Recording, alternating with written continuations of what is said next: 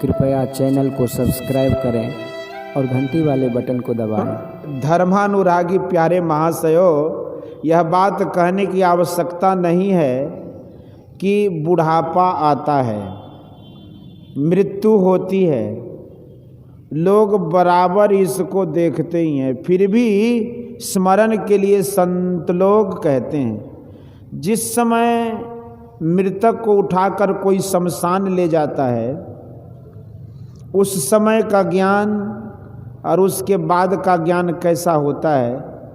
पहले वाला ज्ञान पीछे भूल सा जाता है। जब वह कंधे पर मृतक को जलाने के लिए चलता है, तब उसके मन में विराग रहता है कि मेरी भी एक दिन यही हालत होगी। बलख बुखारे का बादशाह बहुत विलासी था, परंतु सत्य का अन्वेषण करता रहता था। वह यह नहीं समझता था कि साधु लोग संसार से विमुख क्यों होते हैं, लोग सन्यासी फकीर क्यों बनते हैं। जो साधु उसके दरवाजे के सामने जाता, उससे वह पूछता कि तुम फकीर क्यों हुए। जो साधु ठीक ठीक नहीं समझा सकता था, उसको कैद कर लेता था। उस देश के बहुत फकीर कैद हो गए, भारत के भी बहुत फकीर वहाँ जा जाकर कैद हुए। यह खबर रामानंद स्वामी के पास पहुँची। उन्होंने अपनी शिष्य मंडली से कहा कि कोई वहाँ जाकर राजा को समझा सकता है और फकीरों को छुड़ा सकता है। कबीर साहब ने इसका बीड़ा उठाया और वहाँ जाकर बोले, मैंने भी घर छोड़ दिया है, मुझे कुछ खिलाओ। बादशाह ने उनसे पूछा कि तुम सन्यासी फकीर क्यों हुए। उन्होंने कहा कि यदि मैं अपने फकीर होने का कारण कहूँ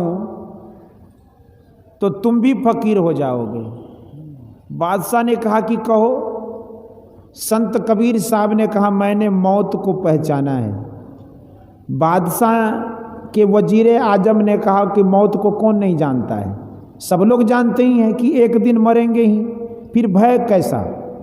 बादशाह ने आदेश दिया कि यह फकीर बात बनाता है, इसको भी कैद कर लो। कबीर साहब को जेल ले जाया जाने लगा तो उन्होंने बादशाह के कान में कहा कि यदि आप ठीक ही मौत को जानना चाहते हैं तो आज यह आदेश पारित करवा दीजिए कि आज से 7वें दिन वजीरे आजम को फांसी की सज़ा होगी। फांसी होगी नहीं, बादशाह ने आदेश पारित कर दिया। अब वजीरे आजम को काटो तो खून नहीं। अब तो मृत्यु उनके सामने नृत्य करने लगी, उनको मौत ही मौत सूझने लगी। न खाना अच्छा लगता था न कुछ।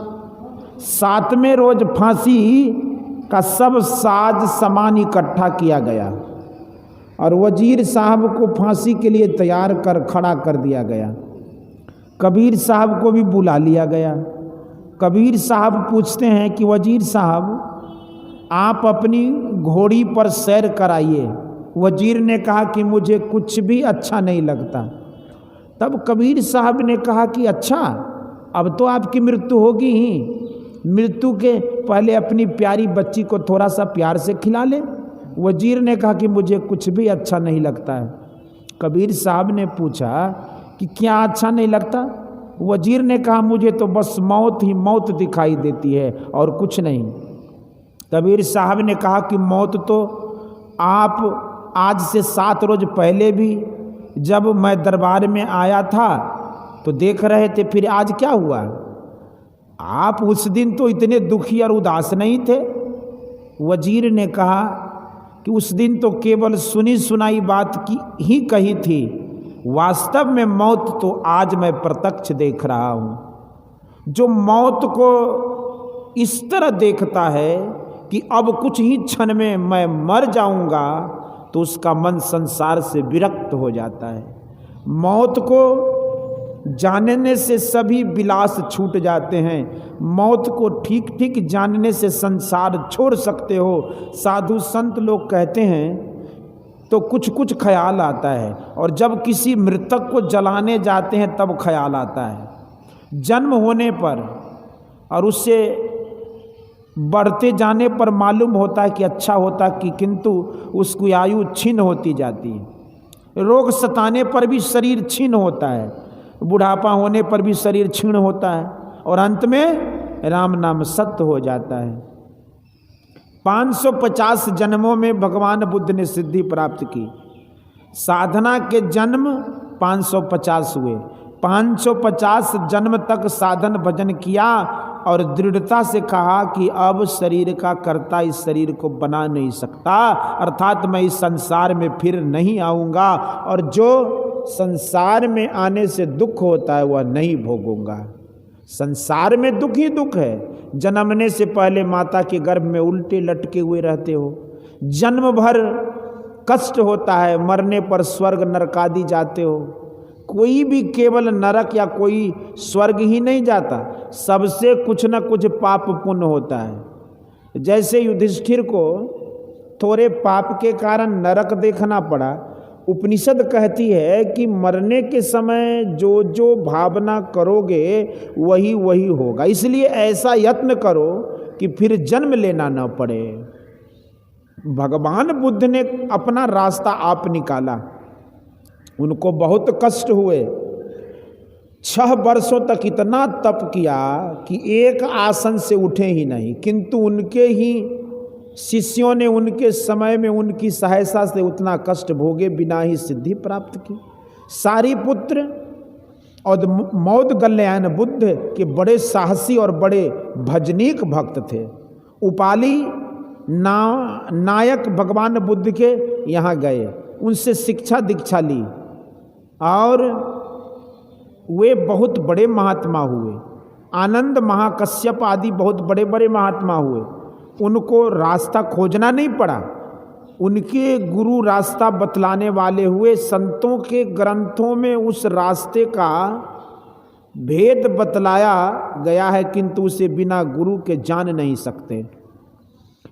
हम लोगों के समय में हम लोगों को अवश्य ही अच्छे गुरु मिले, जिस कारण भगवान बुद्ध गुरु नानक कबीर साहब आदि किन्हीं संत की वाणी को पढ़ते हैं तो वही ज्ञान मालूम होता है।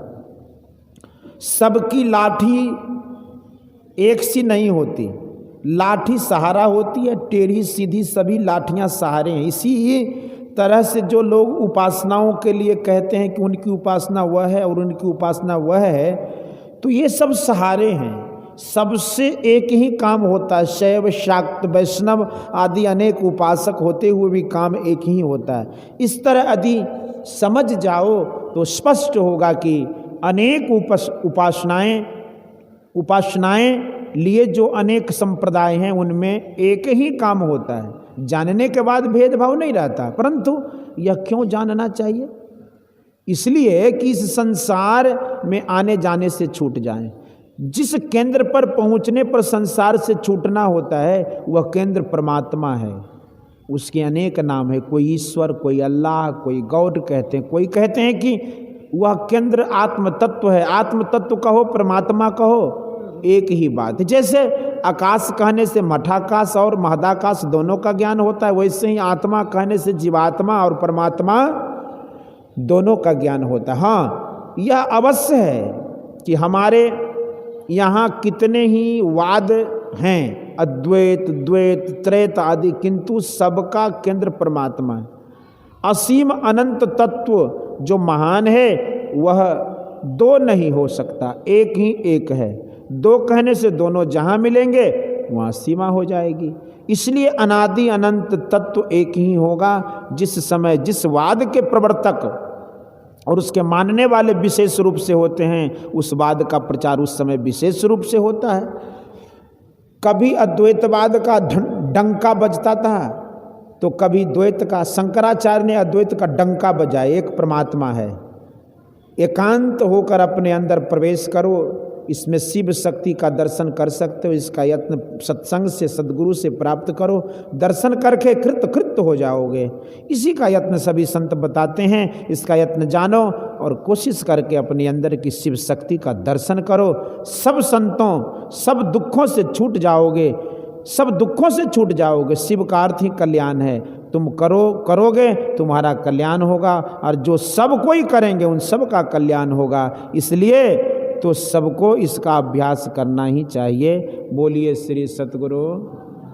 यह प्रवचन शिक्षक प्रशिक्षण केंद्र टीकापट्टी पूर्णिया में दिनांक 6/5/1954 ईस्वी को प्रातःकालीन सत्संग में हुआ था।